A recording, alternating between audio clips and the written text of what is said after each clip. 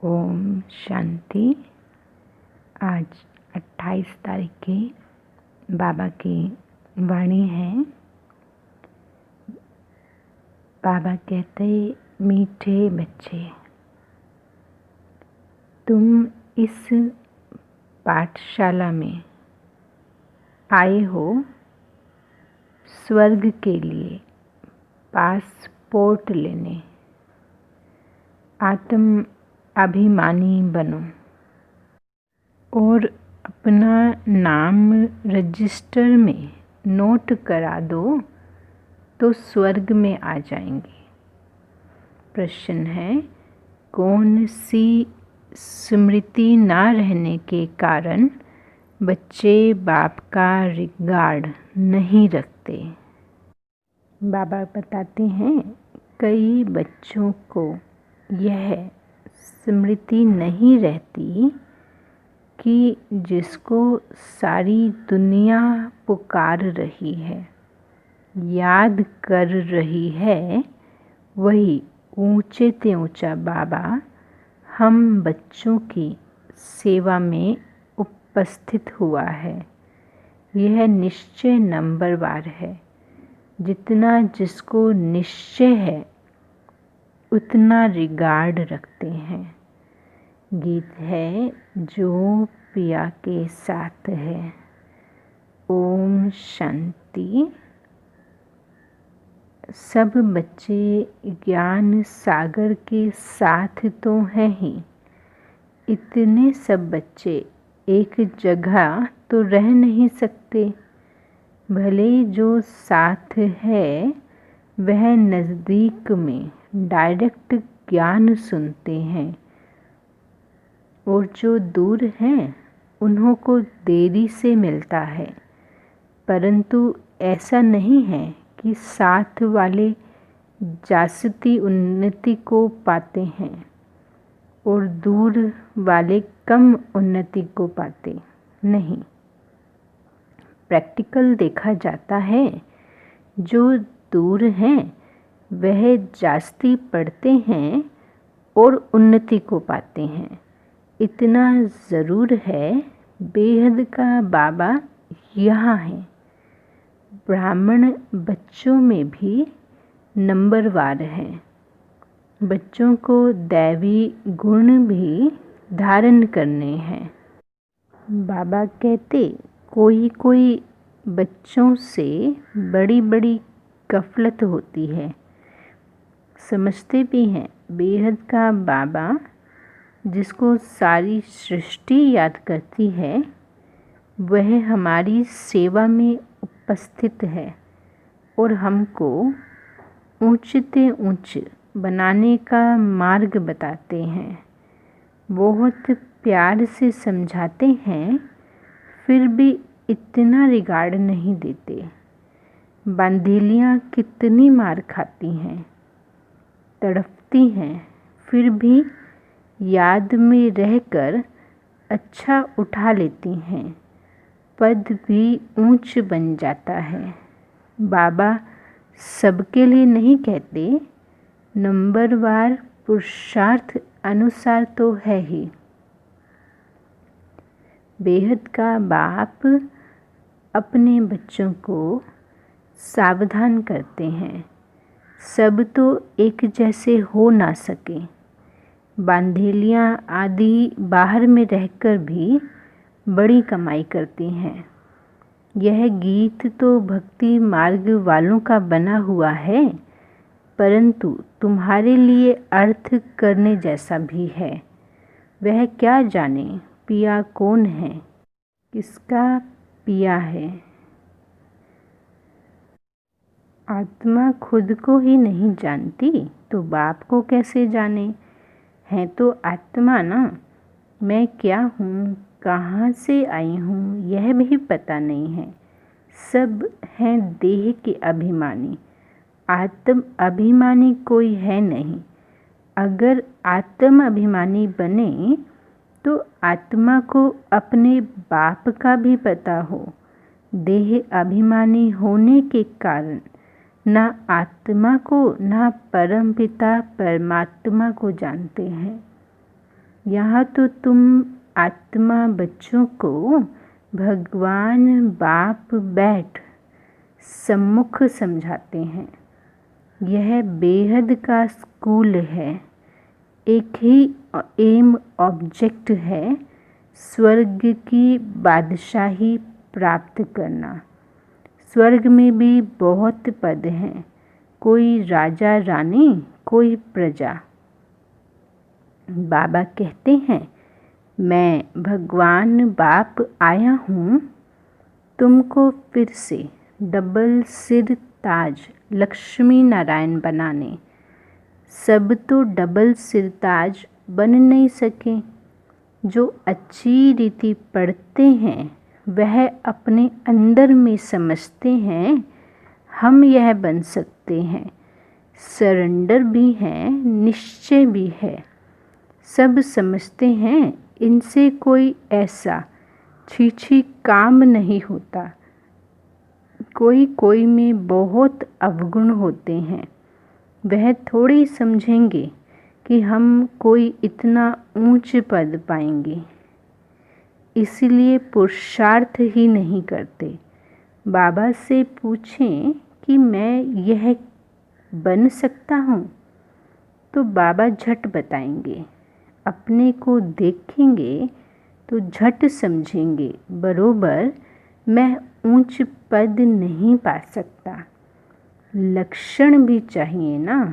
सत्युग त्रेता में तो ऐसी बातें होती नहीं हैं। वहाँ है प्रारब्ध। बाद में जो राजाएं होते हैं वह भी प्रजा को बहुत प्यार करते हैं। यह तो माता पिता है ना। यह भी तुम आत्माएं बच्चे ही जानते हो। यह शिव बाबा तो बेहद का बाप है। यह सारी दुनिया को रजिस्टर करने वाला है। तुम भी रजिस्टर करते हो ना। पासपोर्ट दे रहे हो। कहाँ का? स्वर्ग के मालिक बनने का। यहाँ ही संगम पर तुमको पासपोर्ट मिलता है। बाबा ने कहा था सबका फ़ोटो होना चाहिए जो वैकुंठ के लायक है। क्यों? क्योंकि तुम मनुष्य से देवता बनते हो। बाजू में ताज व तख्त वाला फ़ोटो हो। हम यह बन रहे हैं। प्रदर्शनी आदि में भी यह सैंपल रखना चाहिए। यह है ही राजयोग। समझो, बैरिस्टर बनते हैं तो वह एक तरफ ऑर्डिनरी ड्रेस में हो, एक तरफ बैरिस्ट्री की ड्रेस में।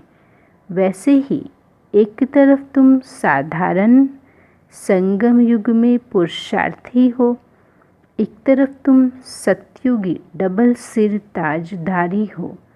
तुम्हारा एक चित्र है ना जिसमें पूछते हो क्या बनना चाहते हो।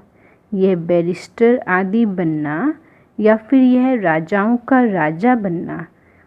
ऐसे चित्र होने चाहिए। बैरिस्टर जज आदि तो यहाँ कलयुग के हैं। तुमको राजाओं का राजा नई दुनिया सतयुग में बनने का है। एम ऑब्जेक्ट सामने है। हम यह बन रहे हैं। बाबा कहते समझानी कितनी अच्छी है। चित्र भी बड़े अच्छे हों, फुल साइज़ की। वह बैरिस्ट्री पढ़ते हैं तो योग बैरिस्टर से है। बैरिस्टर ही बनते हैं। इनका योग परम पिता परम आत्मा से है तो डबल सिरताज बनते। अब बाप समझाते हैं बच्चों को एक्ट में आना चाहिए। लक्ष्मी नारायण के चित्र पर समझाना है, बहुत सहज। हम यह बन रहे हैं तो तुम्हारे लिए ज़रूर अब नई दुनिया चाहिए। बाबा कहते हैं नरक के बाद है स्वर्ग। अभी है यह पुरुषोत्तम संगम युग। यह पढ़ाई कितनी ऊंच बनाने वाली है। इसमें पैसे आदि की दरकार नहीं है। पढ़ाई का इंटरेस्ट, शौक होना चाहिए। एक आदमी बहुत गरीब था, पढ़ने के लिए पैसे नहीं थे। फिर पढ़ते पढ़ते मेहनत करके इतना साहूकार हो गया जो क्वीन विक्टोरिया का मिनिस्टर बन गया। तुम भी अभी कितने गरीब हो ना। बाबा कितना ऊंचा पढ़ाते हैं। इसमें सिर्फ बुद्धि से बाप को याद करना है। बत्ती आदि जगाने की भी दरकार नहीं है। कहाँ भी बैठ के याद करो।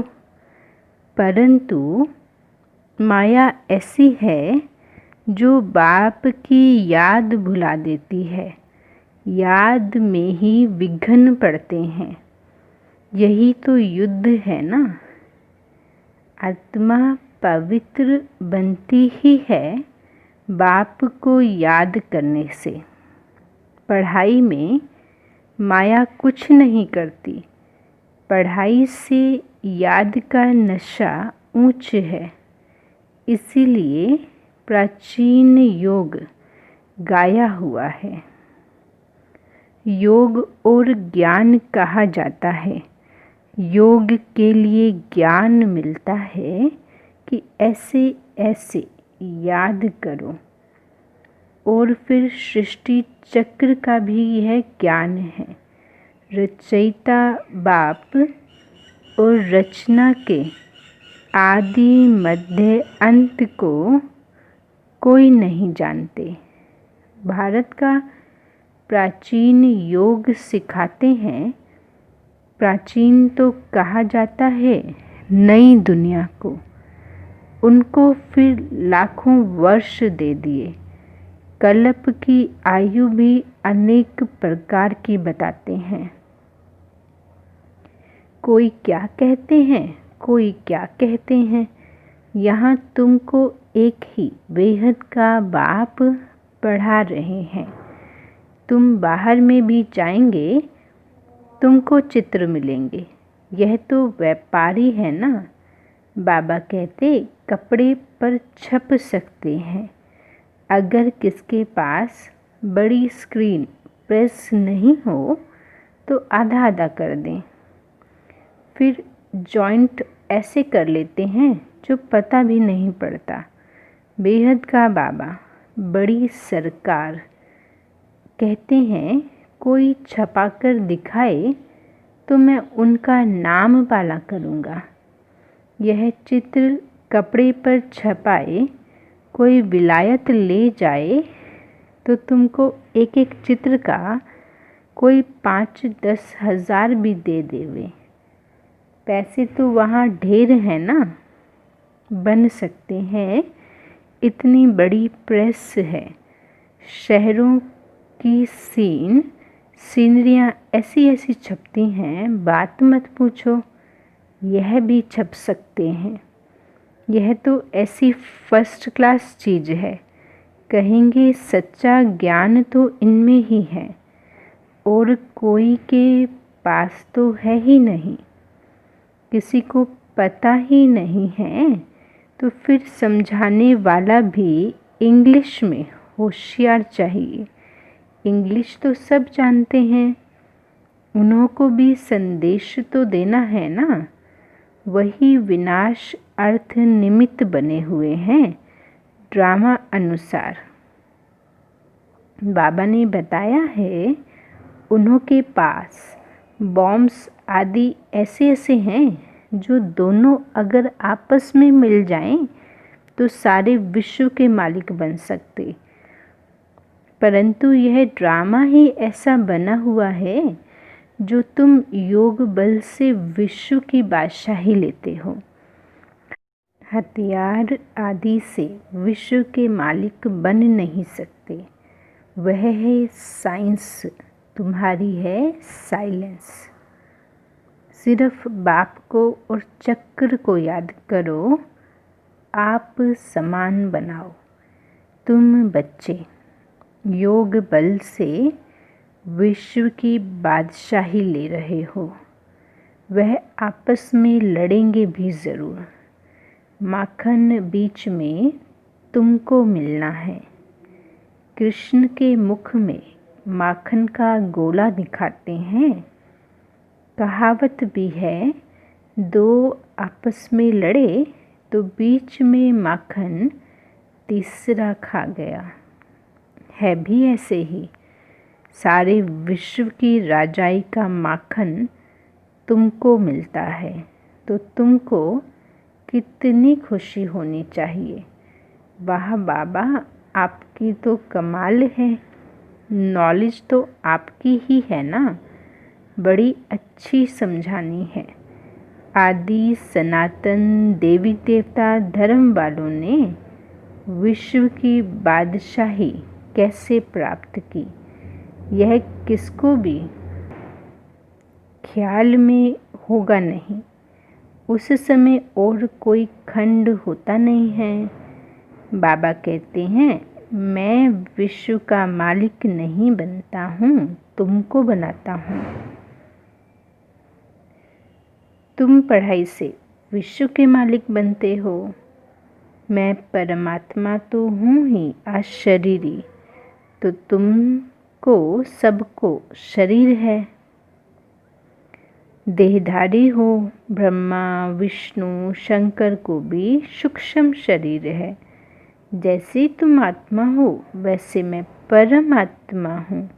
मेरा जन्म दिव्य है, अलौकिक है, और कोई ऐसे जन्म नहीं लेते हैं। यह फिर मुकर्रर है। यह सब पार्ट ड्रामा में नोंद है। कोई अभी मर जाते हैं, यह भी ड्रामा में नोंद है। ड्रामा की समझानी कितनी मिलती है, समझेंगे तो नंबरवार। कोई तो डल बुद्धि होते हैं। 3 ग्रेड्स होती हैं। पिछाड़ी की ग्रेड वाले को डल कहा जाता है। खुद भी समझते हैं यह फर्स्ट ग्रेड में है, यह सेकंड में है। प्रजा में भी ऐसे ही है। पढ़ाई तो एक ही है, बच्चे जानते हैं। यह पढ़कर हम सो डबल सिर ताज बनेंगे। हम डबल सिर ताज थे सतयुग में, फिर सिंगल ताज बन गए, फिर अब 9 ताज बन गए। जैसा कर्म वैसा फल कहा जाता है। सतयुग में ऐसा नहीं कहेंगे। यहाँ संगम में अच्छे कर्म करेंगे तो बादशाही मिलेगी। बाबा कहते हैं, अच्छे कर्म करते हैं तो भक्ति में भी एक जन्म के लिए अच्छा फल मिलेगा। कोई ऐसे कर्म करते हैं जो जन्म से ही रोगी होते हैं। यह भी कर्म भोग है ना। बच्चों को कर्म अकर्म विक्रम का भी समझाया है। यह जैसा करते हैं तो उसका अच्छा व बुरा फल पाते हैं। कोई साहूकार बनते हैं तो ज़रूर अच्छे कर्म किए होंगे। अभी तुम जन्म जन्मांतर की प्रारब्ध बनाते हो। गरीब साहूकार का फ़र्क तो वहाँ रहता है ना। अभी के पुरुषार्थ के अनुसार वह प्रारब्ध है अविनाशी 21 जन्मों के लिए। यहाँ मिलता है अल्पकाल का। कर्म तो चलता है ना। यह कर्म क्षेत्र है। सतयुग है स्वर्ग का कर्म क्षेत्र। वहाँ विक्रम होता ही नहीं। यह सब बातें बुद्धि में धारण करनी है। कोई विरले हैं जो सदैव पॉइंट्स लिखते रहते, चार्ट भी लिखते रहते। फिर थक जाते हैं। तुम बच्चों को पॉइंट्स लिखने चाहिए, बहुत महीन महीन पॉइंट्स हैं जो सब तुम कभी याद नहीं कर सकेंगे, खिसक जाएंगी, फिर पछताएंगे कि यह पॉइंट तो हम भूल गए। सबका यही हाल होता है, भूलते बहुत हैं, फिर दूसरे दिन याद पड़ेगा। बच्चों को अपनी उन्नति के लिए ख्याल करना है। बाबा जानते हैं कोई विरले यथार्थ रीति लिखते होंगे। बाबा व्यापारी भी है ना, वह है अविनाशी रत्नों के व्यापारी, यह है ज्ञान रत्नों के। योग में भी बहुत बच्चे फेल होते हैं। एक्यूरेट याद में कोई घंटा डेढ़ भी मुश्किल रह सकते, 8 घंटा तो पुरुषार्थ करना है। तुम बच्चे को शरीर निर्वाह भी करना है। बाबा ने आशिक माशूक का मिसाल भी दिया है। बैठे बैठे याद किया और झट सामने आ जाते, यह भी एक साक्षात्कार है ना। वह उनको याद करते, वह उनको याद करते। यहाँ तो फिर एक माशूक है शिव बाबा, तुम सब आत्माएं हो आशिक। वह सलोना माशूक तो सदैव ही गोरा है, एवर प्योर है। बाबा कहते हैं मैं मुसाफिर तो सदैव खूबसूरत हूँ, तुमको भी खूबसूरत बनाता हूँ। इन देवताओं की नेचुरल ब्यूटी है। यहाँ तो कैसे कैसे फैशन करते हैं, भिन्न भिन्न ड्रेस पहनते हैं। वहाँ तो एक रस नेचुरल ब्यूटी रहती है। ऐसी दुनिया में अब से तुम जाते हो। बाबा कहते हैं शिव बाबा मैं पुराने पतित देश में, पतित पुराने शरीर में आता हूँ। यहाँ कलयुग में पावन शरीर है नहीं। बाबा कहते मैं इनके श्री कृष्ण के बहुत जन्मों के अंतिम जन्म में इनके तन में प्रवेश कर पवित्र प्रवृत्ति मार्ग की स्थापना करता हूँ। आगे चलकर तुम सर्विसेबल बनते ही जाएंगे, पुरुषार्थ करेंगे फिर समझेंगे। आगे भी ऐसा ही पुरुषार्थ किया था, अभी कर रहे हैं। पुरुषार्थ के बगैर तो कुछ भी मिल नहीं सकता। तुम जानते हो हम नर से नारायण बनने का पुरुषार्थ कर रहे हैं। नई दुनिया की राजधानी थी, अभी नहीं है, फिर होगी।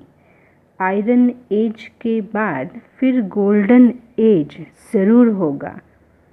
राजधानी स्थापन होनी है ना, कल्प पहले मुहाफिक।